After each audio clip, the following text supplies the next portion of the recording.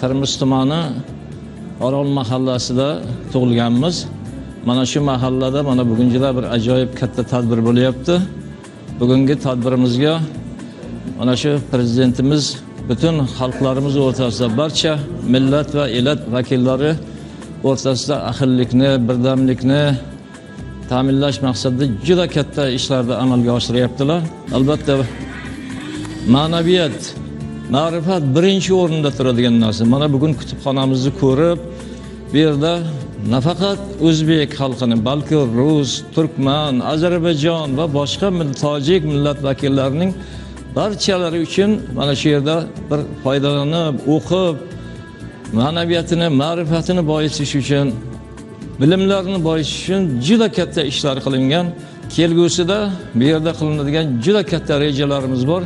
Bu yerda mana har bir xonada kompyuterlar o'rnatilgan, boshqa O'zbekistonda xohlagan kutubxonasi bilan bog'langan, bemalol mana shu yerdagi yoshlarimizni, maktablar, maktab o'quvchilari, talabalarimiz kelib bemalol foydalanib, biz uchun juda katta imkoniyatlar yaratilgan.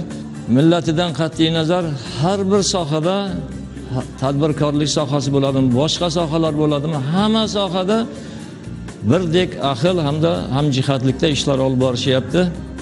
Avvalambor mana shunday prezidentimizni olib borayotgan siyosatlardan butun xalqimiz xursand.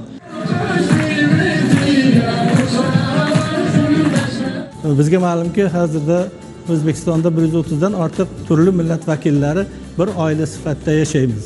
Jumladan Termiz tumanidagi mana shu bizning mahallamizda 6 ta millat, o'zbek, turkman, moldovan, tatar, rus va boshqa millatlar bir oila bo'lib yashaymiz.